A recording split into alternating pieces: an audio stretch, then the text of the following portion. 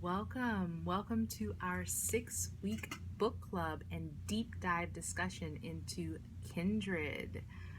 As part of your pre-task, it was your assignment to read the 2-page prologue. And since this is a sci-fi book about time travel, you were to imagine a time frame, a time period where you would love to time travel back in and live for a year. Right? Did everybody do that? Yes? Okay, fantastic. So that's how we're going to do our introductions. We're going to go around and we're going to say our name, where we're from, and anything else you would like to share about yourself for the class. And which time period did you choose and why? Okay, and I'll start. My name is Heather Symone, and I have been an English teacher as a second language for over 6 years, and I have taught students from over 40 countries, and I love discussing interesting texts and seeing how they relate to the current world that we live in. And for me, I also love teaching 15 through 18 because you are the future and I love your minds. So I'm very excited to see what you think about this period here.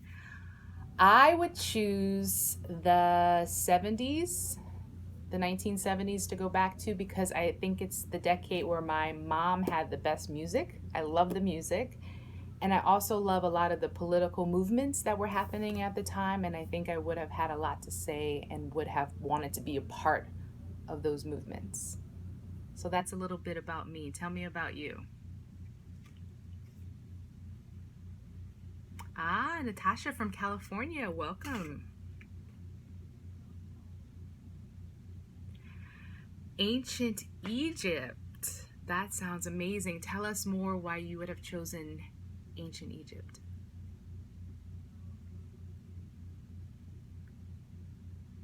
Really, really glamorous. Yes, very interesting. Thank you. How about you, Michael? Where are you from in this time-space continuum, and where would you have liked to travel to? Okay, the 70s too. Yes, the music was great. These are all such great answers. I love this because hearing about the time, places that you would have chosen tells me a lot about you. So I'm happy to hear that. Well, as we know, reading the back of the book and the prologue, Dana is a woman who lives in the 70s and she's transported back to the antebellum South, right?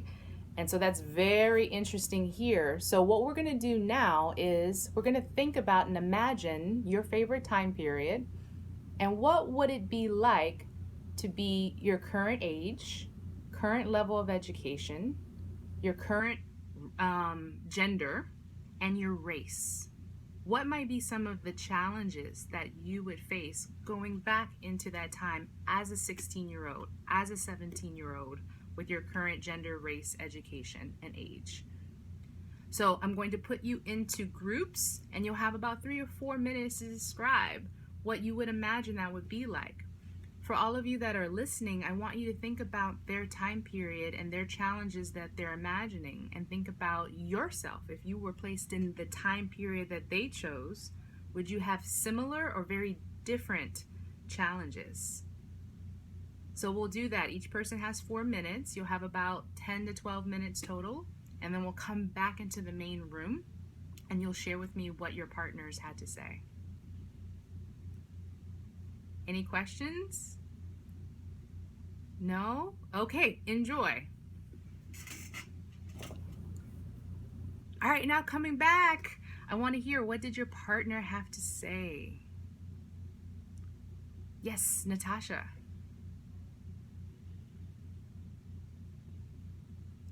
Right, very good. So you would have had a very interesting experience, but maybe Malik would have had a difficult experience. Can you say more on why?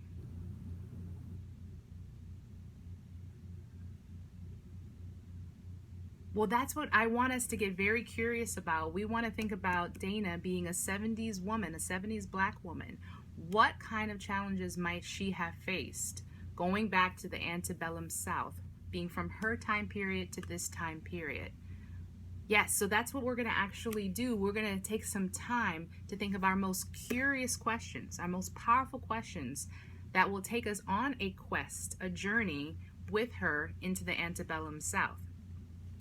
Yes, so we will spend the next part of the class thinking about 10 powerful questions that we can ask.